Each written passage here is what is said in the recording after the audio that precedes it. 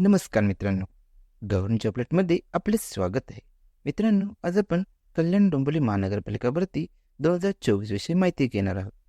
पण तत्पूर्वी असे जॉबचे नवनवीन अपडेट मिळण्याकरता आपण आमच्या चॅनल सबस्क्राईब करून बेल बटन दाबायला विसरू नका. तर वळूया आजच्या आपल्या वेकेन्सीकडे.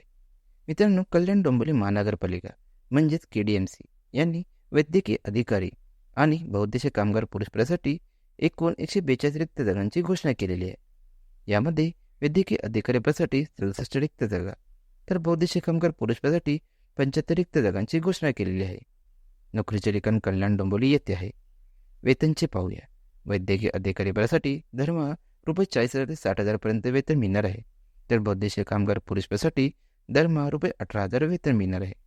अधिकृत वेबसाईट www.kdmc.gov.in अशी असून उमेदवाराला ऑफलाईन पद्धतीने अर्ज करणे आवश्यक आहे. वयोमर्यादेचे पाहूया.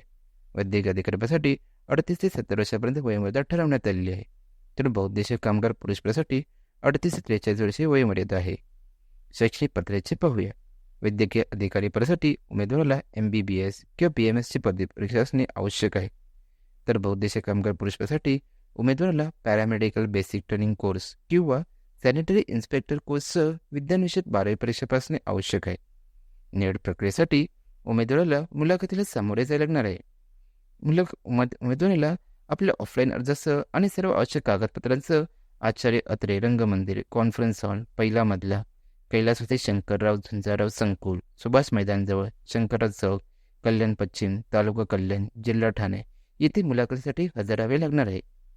वैद्यकीय अधिकारी पदासाठी 12 फेब्रुवारी 2024 ही मुलाखतीची तारीख असून बहुउद्देशीय कामगार पुरुष पदासाठी 14 फेब्रुवारी 2024 ही मुलाखतीची तारीख आहे.